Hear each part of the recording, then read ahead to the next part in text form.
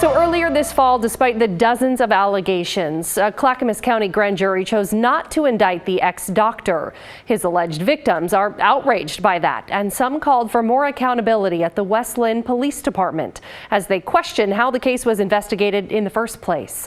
Before we air this story, though, we have a warning that it does include discussion of sexual abuse. Even though we begged them to ask for help from other resources, they refused. Their words resonated during a recent West Linn City Council meeting. We expect better. We deserve better. Delivering an emotional plea that even brought the mayor to tears. Because if we don't have the resources in this nice of a community to protect our women and children, then what good are we? Thank you. Both Lisa Pratt and Katie Medley are pushing for reform at the West Linn Police Department. Their testimony came during a meeting where City Council discussed creating a police oversight board to investigate claims of officer misconduct.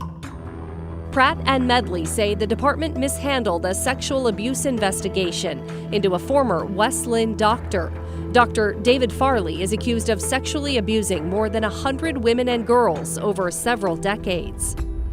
Many of the alleged victims came to him for OBGYN care at his practice, West Linn Family Health Center. In 2019, I had a doctor appointment with him, like a repeat PAP, that he had lied about. It was a completely unnecessary appointment, and he sexually assaulted me in that appointment. And Katie Medley wasn't alone. Her friend Lisa Pratt detailed a similar experience. She says when she was 9 months pregnant, Dr. Farley asked her to come to his home for a procedure to induce labor. He swept my membranes, which is a very quick procedure, but then it didn't stop. And I remember laying there wondering, what's happening right now? And then I yelled, ouch, really loud. And he jumped and he started fumbling over his words. The Oregon Medical Board investigated Farley over claims that he conducted improper pelvic exams on minors and took photos of children's genitals.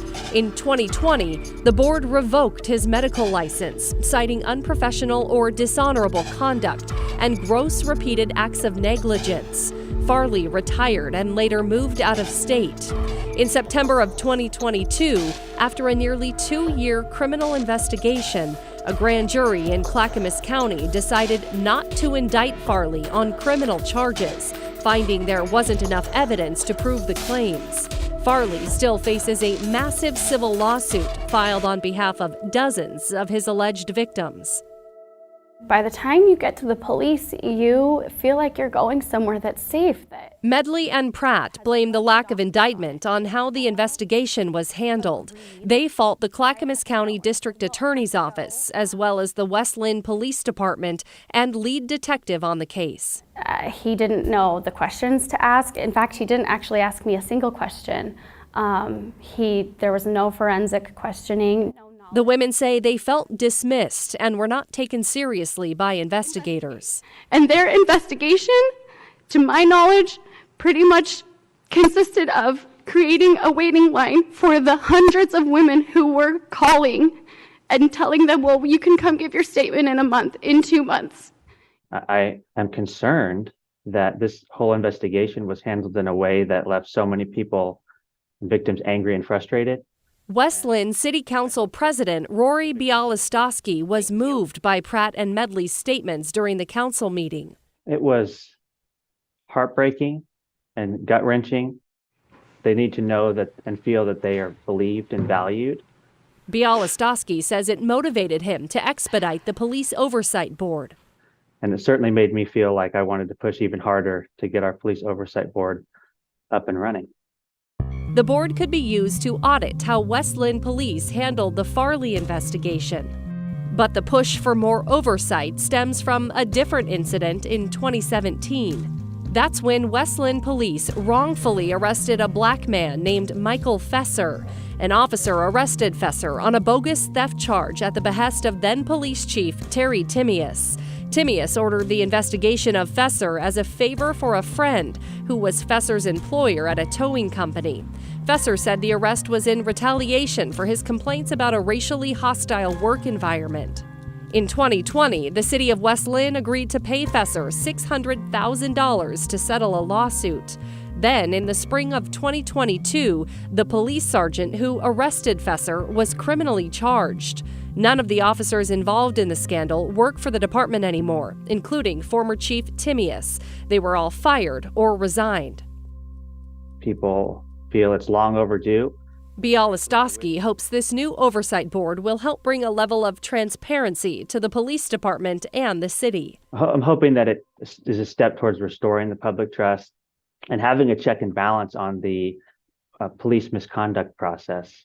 The 5 or 7 member panel will be comprised of residents from the community. They'll evaluate complaints and provide disciplinary recommendations to the city manager. They'll have access to things that even city councilors and elected officials don't have access to, things like police reports, body camera footage.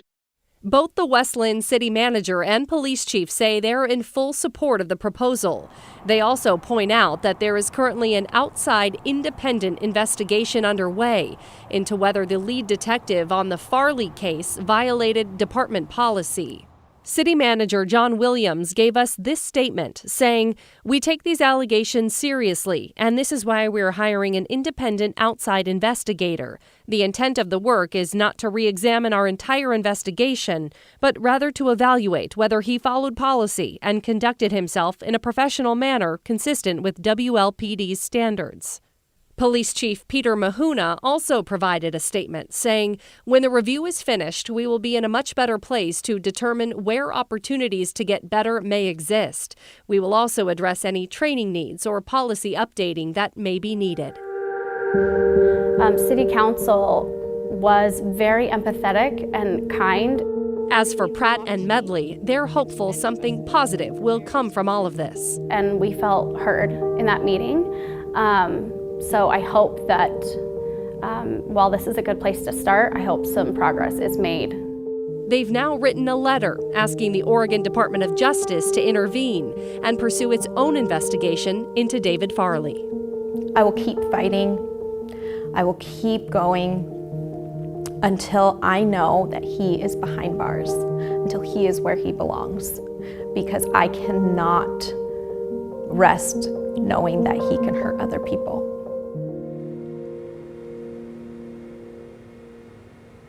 And we reached out for comment to the attorney who was last listed as representing David Farley. We have not heard back. Meanwhile, West Linn City Council will vote on that police oversight board at its meeting next Monday. If it's approved, which the council president does expect to happen unanimously, that board could be up and running by the new year. But first, people will be able to apply and then they'll have to undergo some sort of training. City leaders say this board will be a first of its kind model for smaller cities and possibly the only other oversight board in the metro area, aside from the one that oversees Portland Police. So we'll keep you posted on what happens during that vote.